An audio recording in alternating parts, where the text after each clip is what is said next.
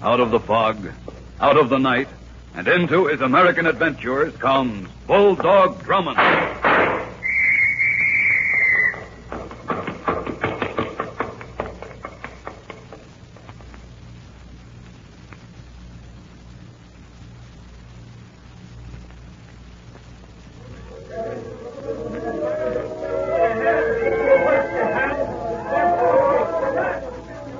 Come with me to North Beach, one of the finest beaches in the Atlantic, famous for its swimming, sports, and for Wynn's Wonderland, a gay, exciting sportland without equal.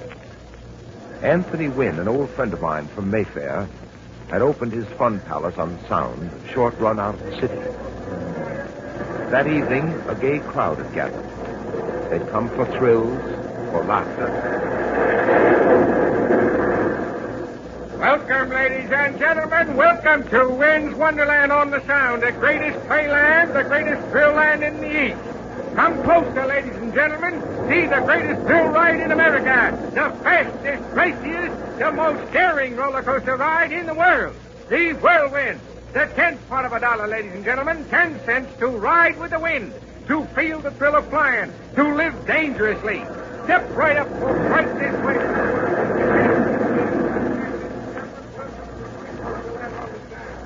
All off into the ride. All right, mister, this is the end of the line. All out. Hey, mister. Hey, Barker. Barker, come here. Something's the matter with this guy here. What's going on here? Hey, look, mister, you have to get off or pay for another ride. Hey, do you hear me? Hey, stand back, please. Don't cry. Hey. What's the matter with him? This man is dead. Hey, move back there. Let me get him off. Now, wait a minute. Jump on Jehoshaphat. It's Mr. Wynn, the owner of the place.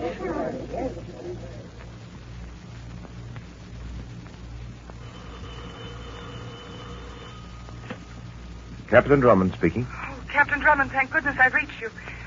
This is Isabel Wynn. Do you remember Anthony Wynn's daughter? Anthony Wynn? Why, of course, Miss Wynn. How are you? It's been 2 years since I've seen you. How's Father? Captain Drummond, something terrible has happened. What is it? My father, he's dead. Dead?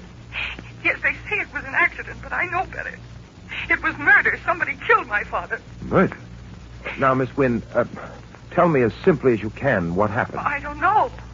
I saw Father only a half hour ago, and he was fine then. And then they told me that he'd been riding on the roller coaster, and they found him in his seat, dead. But what makes you think it's murder? Father didn't just die. I know he didn't. Somebody killed him, Captain Drummond. And you've got to help me. You've got to come out here. Now, Miss Wynn, I'll do whatever I possibly can. Denny and I'll leave immediately. Tell me, where are you now? At the Wonderland out at North Beach. All right. Now, please try to steady yourself. Hold tight until we get there.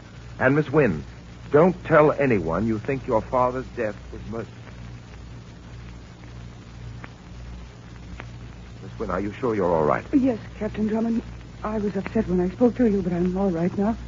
Really, I am. You're very brave, Miss Wynn, very brave. But this is Miller, or Barker, Captain Drummond. He's the man who first found Father. How do you do, Miller? Now, can you tell me exactly what happened? Well, the roller coaster came in at the end of the ride, and I saw someone lying slumped over in his seat. I didn't know it was Mr. Wynn till I went over and picked him up. And there he was, Captain Drummond, dead. How was he lying? Well, like I said, slumped over, his head down on his chest, way over on the right side of the car. What was Mr. Wynn doing on that ride? Well, I guess he was testing it. What do you mean, testing it? Well, he did it every week, just about this time. He'd always take the ride himself to see if the whirlwind was in good condition. He's been doing it for years. Yes, that's right, Captain Drummond. Father said he'd never ask a patron to ride on the coaster if he himself wouldn't ride on it. But why should this ride have killed him, then? I don't know, Captain. The doctor here said it was his heart. Well, it's true Father's heart was never good. And recently, he'd taken a turn for the worse. Miller and I finally persuaded him to see a doctor about it. We drove in together yesterday. And the doctor said to avoid overstrain and sudden shock. Miss Wynn, I never saw your father get on a whirlwind. If I had, I'd have stopped him. Yes, I know you would, Miller. Thank you. Well, Miller, you've been very helpful. I think you'd better get back to your work now. The crowd seems a little jittery. upset by the accident. See what you can do to quiet them. All right, I'll do my best, Captain Drummond. If you should need me, I'll be glad to help. Miss Wynne, I don't like to ask you this again, but what makes you think your father was murdered? I made him promise me yesterday, after we'd seen the doctor, that he wouldn't go on the Whirlwind again. And he said that he'd let Miller test it in the future. No, Captain Drummond's father didn't go on that ride voluntarily. Had your father any enemies here? Enemies? No. Except perhaps Mr. Carlson, but... No, I wouldn't say they were enemies. Mr. Carlson? Yes, he's the owner of the large oyster house a few piers down on the Sound. You see that neon sign on the yacht out there in the bay? Where? No, there. That ship anchored just beyond the jetty. Oh, yes, I see. Carlson's oysters are in season. Pretty color that sign makes. That's it. He's a sort of competitor of Father's. He runs a resort on the Jersey coast. And he made us an offer to buy out the Wonderland a few days ago, but my father wouldn't sell. They had some words about it, but nothing serious. I see. Did he threaten your father? Oh, no. No, nothing like that. Why, Captain Drummond, you don't think... I don't think anything yet, Miss Wynne. I'm just asking questions. And the next thing I want to know is how to take a ride on the roller coaster. Denny and I are going for a trip on the Whirlwind.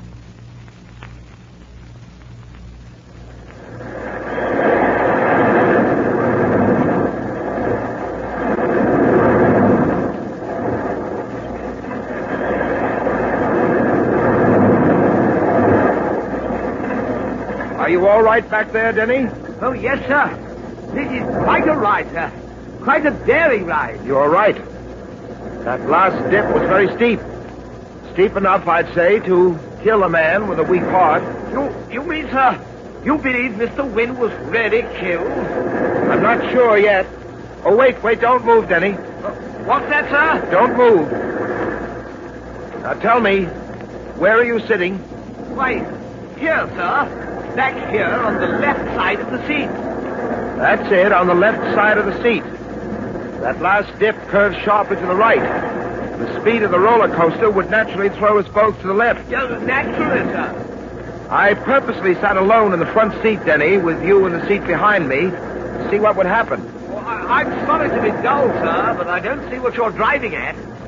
Miller, the barker, told us that he found Wynn's body slumped over in the front seat on the right-hand side of the car. That means he couldn't possibly have been on that ride alone. Otherwise, that last dip would have thrown him over to the left the way it did us. Then he wasn't alone, sir, when he took that fatal ride. No. Someone rode alongside of him. Someone who knew he had a weak heart and knew he couldn't stand the shock of that last drop.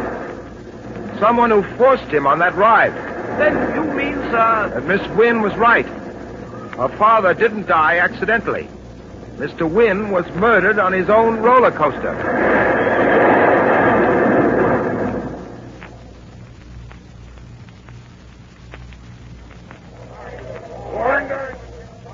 Well, Isabel, you were right.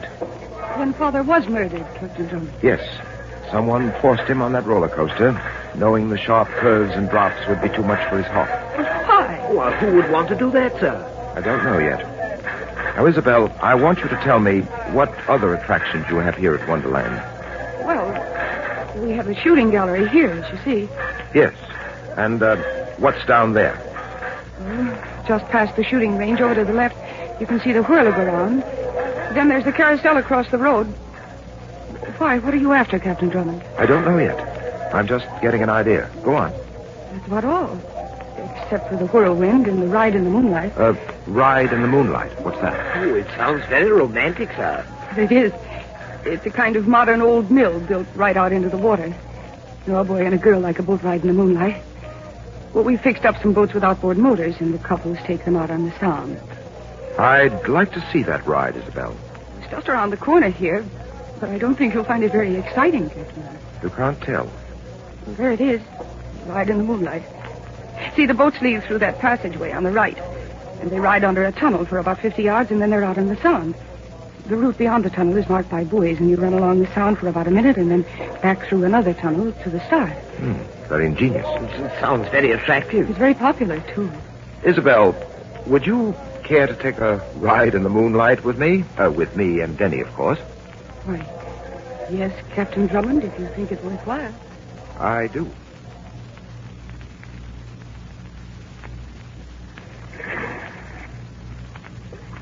Ah, here's a boat, sir. It's called the Rhoda. You see, all the boats have names. It's a very pretty craft, if I may say so. All right, the Rhoda will do. Oh, excuse me, sir, Miss Wynne, but the road is out of commission. We got to overhaul her. Why not take this boat, the Mary Ann? She's in shipshape condition and just as comfortable. Very well. The Mary Ann it is. Give the motor a turn, will you, Denny? Right, sir. Ah, ready, sir. Here we go.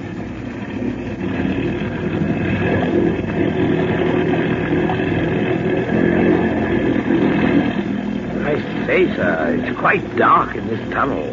That seems to be the idea, Denny. We'll be out on the Sound in just a minute now. You haven't noticed anything yet, have you? I mean, anything out of the ordinary? No, everything seems to be in order. What's that? The motor, sir. I think it backfired. That wasn't backfire, Denny. That was a gunshot. Keep low, Isabel. Someone's watching us. Someone's anxious to keep us from learning something.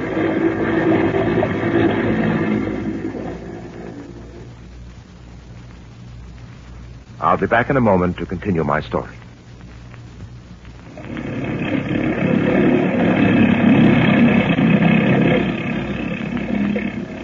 Denny and I discovered that Anthony Wynne, an old friend of mine, was murdered. His accidental death due to heart failure was no accident, but a coldly planned killing. And in our search for the killer, Denny and I were in one of the little ride in the moonlight boats with Isabel, Anthony's daughter. In the darkness of the tunnel, a shot rang out. Keep low, Isabel. Someone's watching us. Someone's anxious to keep us from learning something. Denny, can you speed up that motor? I'll try, sir. No, I can't. It's set at a fixed speed. All right, we'll just have to hug the bottom then. Keep down, both of you. Hold on. What's that? What, sir? The Carlson sign on his yacht there. The oysters are in season sign. See it? Yes. It's flashing off and on. I never saw that before. 6, 7, 8, 9, 10. 10 flashes. What do you make of it, sir? Denny, what time is it? Well, it's hard to make out in this light, sir. It's just 15 minutes before 10 o'clock, sir. 10 o'clock, that's it. I think I've got it. We're going to have to work faster than I thought. What do you mean, Captain Drummond? We've got to get back to shore. Denny and I are going to Carlson's Oyster Bar. We're going to investigate some oysters on the half shell.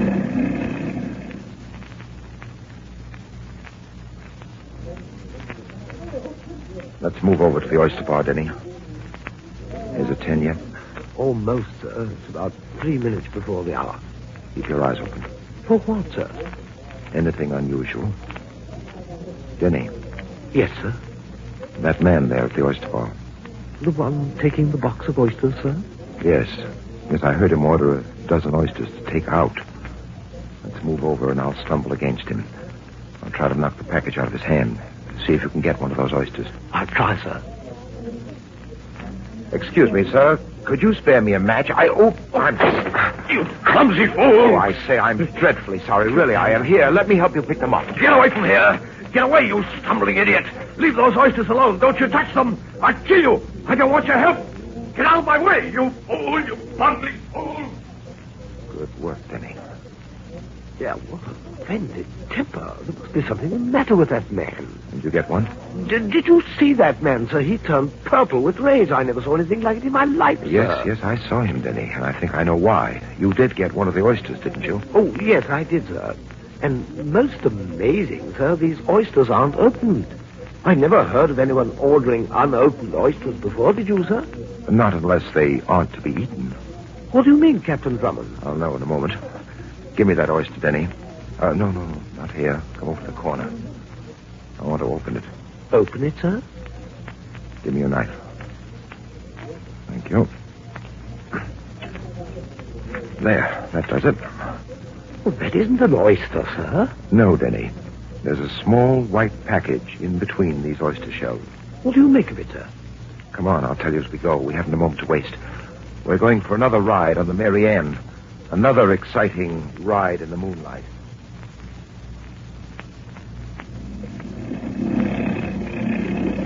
Well, what about that oyster, sir? Dope, Denny. Dope, sir? Yes. The oyster house is merely a blind for dope peddling. They take oysters, open them slightly, remove the meat, put in the drug, and close the shells again. I thought it was odd for a man to come up to the oyster bar and order a dozen oysters in season to take out. One doesn't ask for oysters in season unless one means something besides oysters. Oh, I see, sir. And that man I encountered, he must have been a purchaser. That's why he was so furious when I bumped into him. That man was an addict. You notice his face? The horrible tenseness of his eyes and the stiffness of his body? Yes, I did. He seemed almost ready to kill me, sir. And he might have, if he'd seen you take an oyster. Such men are desperate, and they'll stand for no interference. Denny, it was this that Mr. Wynne discovered before he was killed. You mean they found out that Mr. Wynne knew of their traffic in the foul drug, eh, sir? Exactly. And Carlson, knowing Mr. Wynne had a weak heart, forced him to ride on the whirlwind, thereby murdering him. Yes, but how could Carlson know that, sir? Miller, the barker.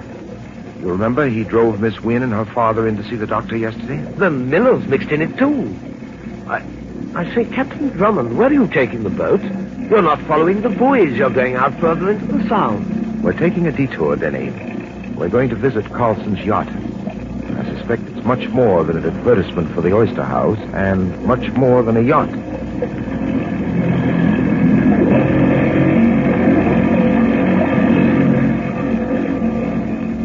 All right, Denny, shut off the motor. We'll glide in. I don't want to broadcast our approach. Right, sir. Look, Denny, that boat there. Why, it's the Rhoda, sir. But the starter told us it was out of working order. Yes, out of working order for us, but an important part in Carlson's plan. What do you mean, sir? Never mind right now. Let's get up these steps and aboard. Walk quietly, Denny. There's no need to be quiet, Captain Drummond. We've been expecting you. Carlson. Yes, Captain Drummond, Carlson. I'm flattered you should know me without an introduction. Oyster house owner, yachtsman, and as you have so ably demonstrated, smuggler. But right now, on the business end of a gun. Get up here, quick, both of you. Very clever, Carlson. Now, back over there to that door. We couldn't understand why you took so long in getting here. Perhaps the Mary Ann was too slow. You should have tried the Rhoda. She's much faster, as your charming friend, Miss Wynne, can tell you. Miss Wynne? Is she... Yes. I took the precaution of inviting Miss Wynne to my yacht. We will say that she is my guest. She occupies the cabin here. Not a very willing guest, I might add, but nevertheless a guest. I warn you, Carlson, if you harm Miss Now, Wynne... look, Drummond, I give the orders here. Now, open that door. Down those steps and be quick about it.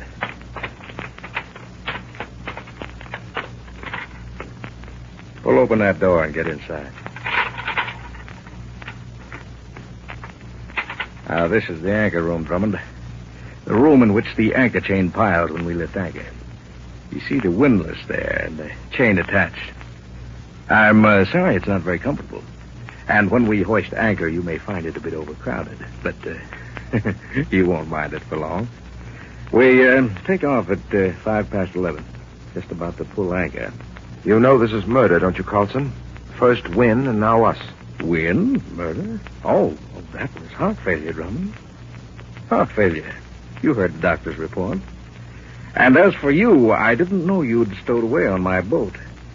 And I never thought you'd hide in the anchor chain room. Your accidental death will come as a shock to me, Captain Drummond. A great blow. Well, I see we're hoisting anchor. Well, goodbye, Captain Drummond. The door, Denny. Let's see if we can move it. No, it's no use. It's 2 inches of steel. I say, the chain is beginning to fill up the room, sir. We've got to stop it. We've got to find something to keep that chain from piling in here. Quick, Denny, come around here. Give me a hand with this pipe. Coming, sir. It's one chance in 10,000, Denny, but we've got to take it. This steam pipe here may provide the power for hoisting the anchor. There must be a steam winch somewhere here, and I think this pipe is it. No, sir. Watch it, Denny. That pipe contains live steam. Here, take this rag. Wrap it around your hands and pull this way toward me when I say so. Right, sir. I'm ready. All right, then. Pull. Bending. Now, once more, together. Pull. Watch out, Denny. That live steam will scald you. Keep behind it. I say, you've done it, sir. The anchor stopped moving. Hand me that splintered oar, will you, Denny? Yes, sir. Now, if I can force this piece of rag into the pipe with a stick, I'll be able to plug up that steam. Give me a hand, Denny, but watch out for the steam. Good. Now, help me bend this pipe in the direction of the door. They'll be down in a minute to find out what's wrong, and we'll be able to greet them properly. That's got it. Now, stand back, Denny. What's going on in there? Come on, get out of there, both of you. Miller, here's something you didn't expect. That's done it, Denny. The force of that steam was like a blow in the head. Miller's out. Get his gun. Right, sir. Now, help me plug up this pipe. We've got to get on deck.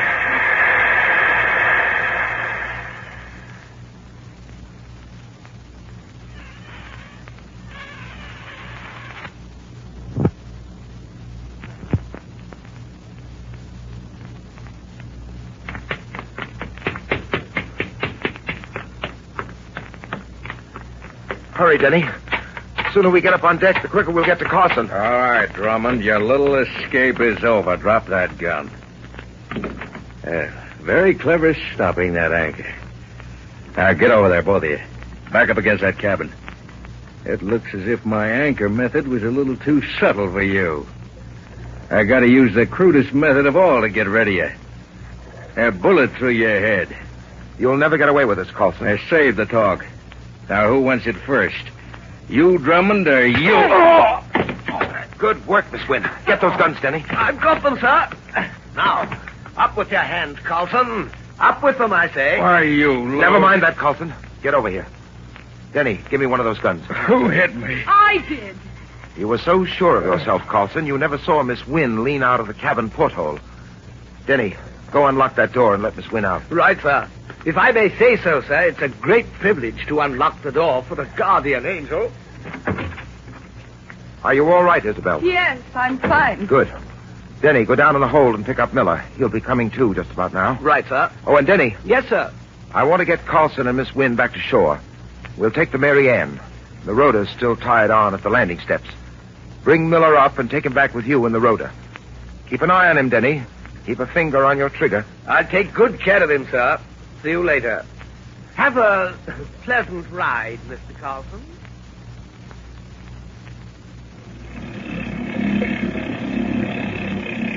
Captain Drummond, did this man kill my father? Yes, he and Miller. They did it together. Your father found out that Carlson was running more than an oyster house. That's why Carlson tried to buy him out. And then when Father wouldn't sell, he forced him on the roller coaster. But why? Because he was smuggling dope. That was it. Yes. He brought the drugs into the Sound on his yacht and used the ride your father was operating as a blind for his smuggling. He landed his stuff on shore through the ride in the moonlight. The ride in the moonlight? Yes. One of his men, and perhaps a woman, to make it look like two people enjoying the ride, would buy a ticket, run the boat out through the tunnel into the Sound, and then they'd steer out to the yacht where the packages would be picked up. I see. And in those packages? Oysters. Oysters? Mm-hmm. Oysters packed with the drug. In case they were discovered in the process, those packages were very proper. Just a box of oysters bought at Carlson's oyster bar. How did you find out about the ride in the moonlight? Well, when we took our first ride, you remember the attendant said not to take the rudder, that she was out of order? Yes, I do remember. Well, I ran my hand across the motor. It was still hot. The boat was in good shape, and as I judged from the make of the motor, faster than the other boats. And then there was oil on the front of the boat. Oil? Yes, Carlson, oil. When we took that first ride, Isabel, and stayed in the lanes marked for the ride, our boat didn't pick up any oil. But the rudder had oil in her bow. Now, Oil on the Sound can mean only one thing, a vessel. Carlson's yacht is the only vessel within half a mile. That was the last piece to the puzzle. The last piece but one. What do you mean, the last but one? The last question was how to get off Carlson's yacht with him pointing a gun at me. And you answered that one, Isabel. With my good right hand. Yes. When we've deposited our murderer here and Denny comes in with Miller, the ride in the moonlight will be restricted to couples interested exclusively in the moon.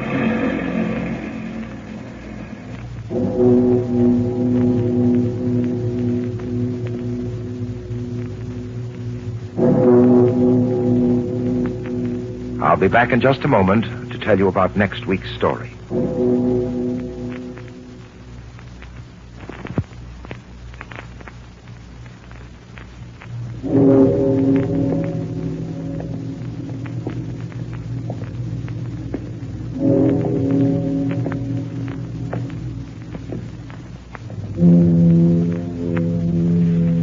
Next week, Denny and I encounter an ex-convict with but one thing on his mind, revenge. Our story involves the brutal slaying of 3 people, all involved as murder gets out on bail. Be sure to listen, won't you?